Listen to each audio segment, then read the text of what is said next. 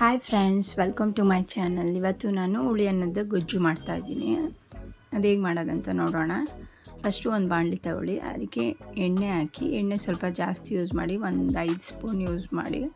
ಅದಕ್ಕೆ ಸಾಸಿವೆ, ಜೀರಿಗೆ, ಉದ್ದಿನಬೇಳೆ 1 ಸ್ಪೂನು, ಕಡಲೆಬೇಳೆ, ಒಣಗಿರೋ ಮೆಣಸಿನ್ಕಾಯಿ ಒಂದು 4-5, ಕರ್ಬೇವಿನ ಸೊಪ್ಪು ಆ್ಯಡ್ ಮಾಡಿ ಎಣ್ಣೆಲೆ ಫ್ರೈ ಮಾಡಿ. ಅದಕ್ಕೆ ಒಂದು 3 ಸ್ಪೂನು ಕಡಲೆ ಬೀಜ ತೊಗೊಂಡಿದ್ದೀನಿ. ನಿಮ್ಮ ಕಡಲೆ ಬೀಜ ಎಷ್ಟು ಯೂಸ್ ಮಾಡ್ತೀರಾ ಅಷ್ಟು ತೊಗೊಳ್ಳಿ. ಇದನ್ನು ಎಣ್ಣೆಲೆ ಚೆನ್ನಾಗಿ ಫ್ರೈ ಮಾಡಿ.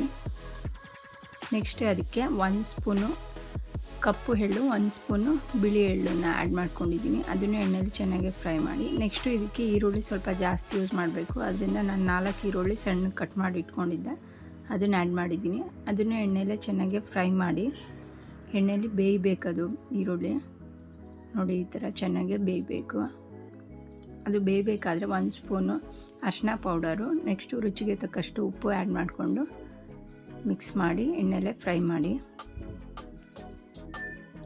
ನೆಕ್ಸ್ಟು ನಾನು ಒಂದು ನಿಂಬೆಹಣ್ಣಲ್ಲಿ ಅರ್ಧದಷ್ಟು ಹುಣಸೆಹಣ್ಣು ನೆನೆಸಿಟ್ಕೊಂಡಿದ್ದೆ. ಅದು ಸ್ವಲ್ಪ ಗಟ್ಟಿಗೆ ಇರಬೇಕು. ಅದನ್ನು ಆ್ಯಡ್ ಮಾಡಿಕೊಂಡು ಸ್ವಲ್ಪ ಹೊತ್ತು ಪ್ಲೇಟ್ ಮುಚ್ಚಿ ಬೇಯಿಸ್ಕೊಂಡಿದ್ದೆ. ಅದು ಬೆಂದಿದೆ. ಇವಾಗ ನಾನು ಒಂದು 4 ಸ್ಪೂನಷ್ಟು ಕೊಬ್ಬರಿ ತುರಿನ ಆ್ಯಡ್ ಮಾಡ್ಕೊಂಡಿದ್ದೀನಿ. ಇದಕ್ಕಾದಷ್ಟು ಕೊಬ್ಬರಿ ತುರಿನೇ ಯೂಸ್ ಮಾಡಬೇಕು ಫ್ರೆಂಡ್ಸ್. ಇದಕ್ಕೆ ಕೊಬ್ಬರಿ ತುರಿ ಆ್ಯಡ್ ಮಾಡೋದ್ರಿಂದ ಈ ಗೊಜ್ಜನ್ನ ಸ್ವಲ್ಪ ಜಾಸ್ತಿ ದಿನ ಯೂಸ್ ಮಾಡ್ಬೋದು. ಕೊಬ್ಬರಿ ತುರಿ ಆ್ಯಡ್ ಮಾಡಾದಮೇಲೆ ಸ್ವಲ್ಪ ಚೆನ್ನಾಗಿ ಎಣ್ಣೆಲೆ ಫ್ರೈ ಮಾಡಿ. ಈಗ ಹುಳಿ ಗೊಜ್ಜು ರೆಡಿಯಾಗಿದೆ. ಇದಕ್ಕೆ ಬೇಕಾದರೆ ನಿಂಬೆಹಣ್ಣು ಆ್ಯಡ್ ಮಾಡ್ಕೋಬೋದು. ಫ್ರೆಂಡ್ಸ್, ಈ ವಿಡಿಯೋ ನಿಮಗೆ ಇಷ್ಟ ಆದರೆ ಪ್ಲೀಸ್ ಲೈಕ್ ಮಾಡಿ, ಸಬ್ಸ್ಕ್ರೈಬ್ ಮಾಡಿ, ಶೇರ್ ಮಾಡಿ. ಸಬ್ಸ್ಕ್ರೈಬ್ ಮಾಡಿದಿರಾ ಯಾರ್ಯಾರು ನೋಡ್ತಾ ಇದ್ದೀರಾ ಅವರು ಪ್ಲೀಸ್ ಸಬ್ಸ್ಕ್ರೈಬ್ ಮಾಡಿ. ಫ್ರೆಂಡ್ಸ್, ಇನ್ನು ಮುಂದೆ ಒಳ್ಳೊಳ್ಳೆ ರೆಸಿಪಿಗಳು ಬರ್ತಿರುತ್ತೆ, ಹಾಗೆ ನೋಡ್ತಾಯಿರಿ, ಸಪೋರ್ಟ್ ಮಾಡ್ತಾಯಿರಿ.